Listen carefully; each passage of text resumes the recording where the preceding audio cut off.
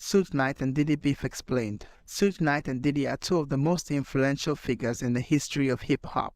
They are also known for their long-standing feud that has involved violence, lawsuits, and accusations of murder. In this blog post, we will explain the origins and the consequences of their beef, as well as the current status of their relationship.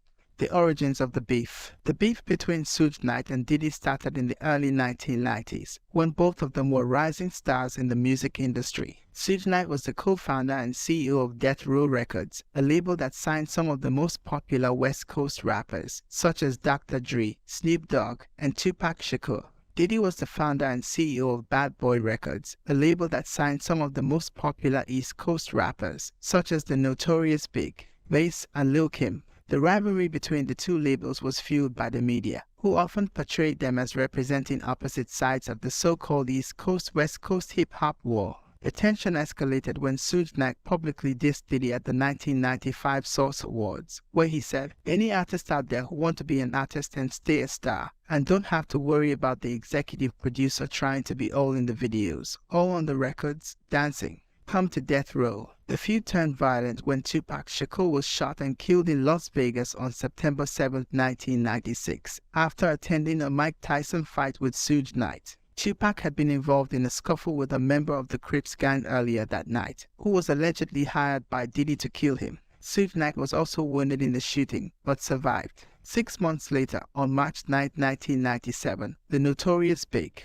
was shot and killed in Los Angeles after attending a Soul Train Music Awards party. Many people suspected that Suge Knight was behind the murder as a retaliation for Tupac's death. The consequences of the beef. The deaths of Tupac and Biggie marked the tragic end to the East Coast-West Coast rivalry and also had a huge impact on the careers of Suge Knight and Diddy. Suge Knight was arrested and sentenced to 9 years in prison for violating his probation in 1997. He was released in 2001, but faced several legal troubles afterwards, including bankruptcy, lawsuits, and more arrests. He is currently serving a 28-year sentence for manslaughter after running over a man with his car in 2015. Diddy continued to run Bad Boy Records and expanded his business ventures into fashion, film, television, and liquor. He also changed his name several times, from Puff Daddy to P. Diddy to Diddy to Puffy to Love. He is one of the richest celebrities in the world, with an estimated net worth of $900 million. The current status of the relationship.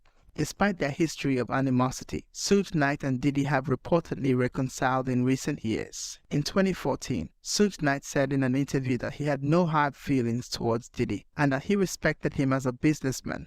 He also said that he believed that neither of them had anything to do with Tupac's or Biggie's deaths. In 2016, Diddy paid tribute to Suge Knight at the Bad Boy Family Reunion Tour in Los Angeles, where he said, "I want to say this to everybody that's here today. I'm not on no East Coast West Coast beef with nobody here today. I love Suge Knight." However, some people doubt the sincerity of their reconciliation and suggest that they are only doing it for publicity or personal gain. Some also argue that their beef is not truly over until they reveal the truth about what happened to Tupac and Biggie.